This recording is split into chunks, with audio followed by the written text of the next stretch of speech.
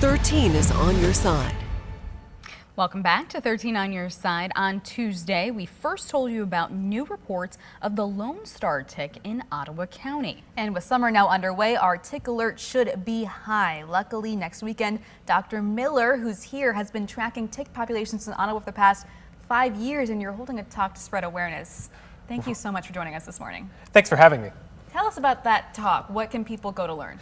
Yeah, right. So this is an event that we're holding with Ottawa County Parks and Rec on Saturday at 3 to 4. So what we're going to be talking about a little bit is our some of the results of our study over the last 5 years, essentially like where ticks are in our area, and a little bit about how we're tracking them. So the different types of techniques and how people can, as we're out being Michiganders in the summer, try to recreate responsibly and safely as we go out to some of these places. Yeah, absolutely. Can you tell us more about ticks, specifically in Ottawa County, and specifically the Lone Star tick?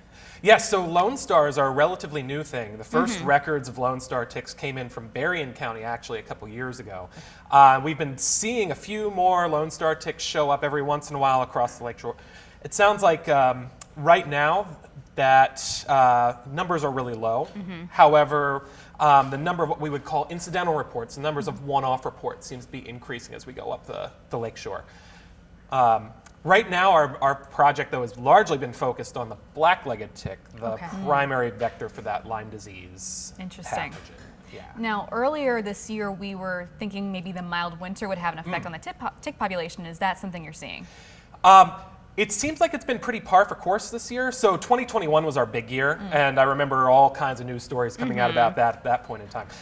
We haven't seen those numbers yet. However, we still are seeing numbers that have been pretty par for course over the last 2 years, 22, 23, and a similar type of pattern. So lots of ticks along the lakeshore, and as we come back inland, a little it kind of drops off fewer and fewer as we come east. Okay, interesting. So how can people protect themselves and their pets from ticks? This is a great question. The first thing and why we're doing these talks is to try to educate the public about where ticks might be, because actually ticks can have kind of a quite disparate population.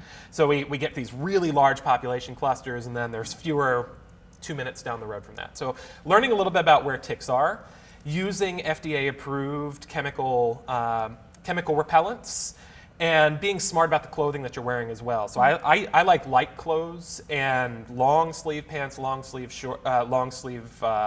shirts, and tucking my pant legs into my socks so that those ticks can't get to me.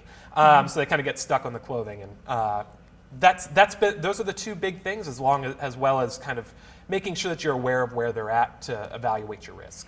Is there anything else people should know about the talk coming up, and where can they get more information? Right, we actually have 2 talks coming up. So Ottawa County Parks and Rec is running one this Saturday, 3 to 4. You can visit their Facebook page to learn a little bit more about that.